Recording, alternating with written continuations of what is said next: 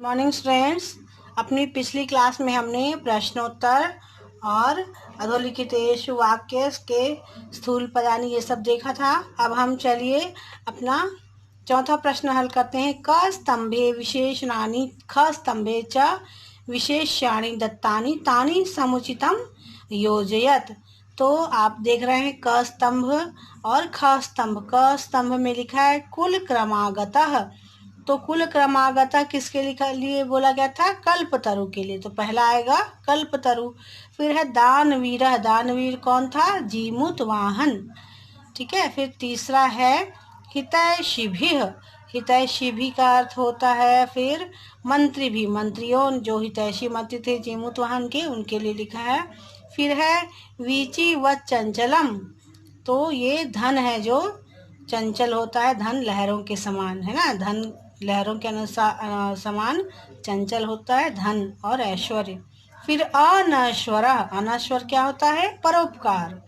ठीक है। तो अब हम आगे चलते हैं। स्वस्ति तुभ्यं। स्वस्ति शब्द से योगे चतुर्थी विभक्ति भवति इत्यनेन नियमेन अत्र चतुर्थी विभक्ति प्रयुक्ता। एवमेव कोष्ठक गतेषु पदेषु चतुर्थीं विभक्तिं प्रयुज्य रिक्त स्थानानि पूरयत। तो आपको चतुर्थी विभक्ति के अनुसार रिक्त स्थानों की पूर्ति करना है। जो आपको कोष्ठक में शब्द दिए हैं उनकी चतुर्थी विभक्ति लगाना है आपको। तो इसके लिए आपको विभक्तियां याद करनी होंगी। तो स्वस्ति राजा की चतुर्थी आएगी, जहाँ राज्ञे चतुर्थी विभक्ति होगी राज्ञे। इसी तरह से स्वस्ति प्रजा की चतुर्थी विभक्ति होगी प्रजायै। ठीक है। फिर है आपका स्वस्ति छात्र का आएगा चतुर्थी विभक्ति छात्राय। इसी तरह से स्वस्ति सर्वजन की चतुर्थी विभक्ति होगी सर्वजनाय। ठीक है। फिर अगला प्रश्न है आपका कोष्ठक गतेषु पदेषु षष्ठीं विभक्तिं प्रयुज्य रिक्त स्थानानि पूरयत। जैसे आपने वहाँ पर चतुर्थी विभक्ति लगाई थी, ऐसे ही जो आपको कोष्ठक में दिए हुए हैं शब्द उनकी षष्ठी विभक्ति आपको यहाँ पर लगाना है। तो तस्य ग्रह की षष्ठी विभक्ति होगी गृहस्य। तो तस्य गृहस्य उद्याने कल्पतरुः आसीत्। फिर दूसरा है सह अंतिकम अगच्छत। तो पितृ की षष्ठी होगी पितुः। सह पितुः अंतिकम अगच्छत। फिर आपका तीसरा डैश सर्वत्र यशः प्रथितम। तो जीमूत वाहन की षष्ठी होगी जीमूत वाहनस्य। जीमूत वाहनस्य सर्वत्र यशः प्रथितम। फिर है आपका अयम डैश तरुः। अयम तस्य तरुः। ठीक है।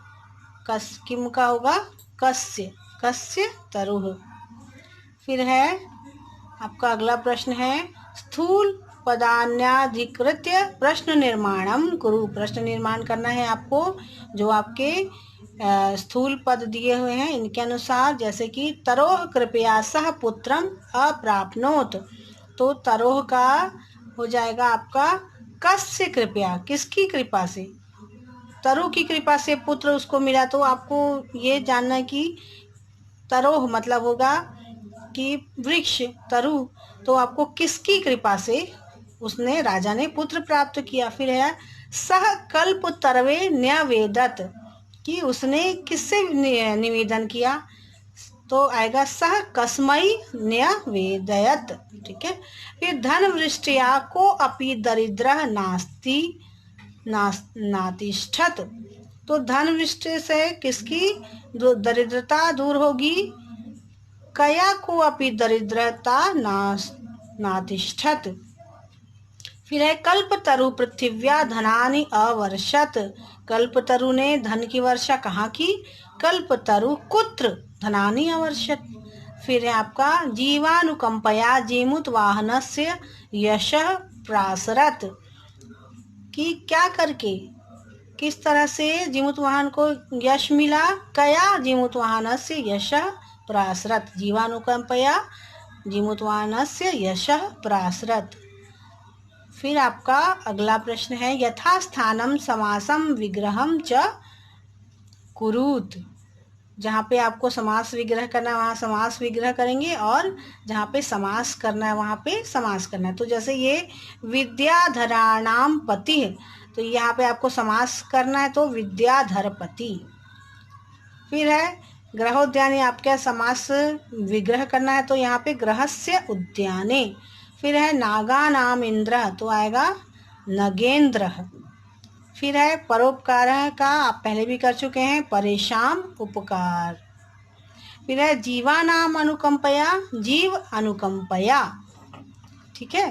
फिर आपका अगला आता है उदाहरण मनुसृत्य मतुप मतवत प्रत्यय प्रयोगम कृत्वा पदानि रचयत।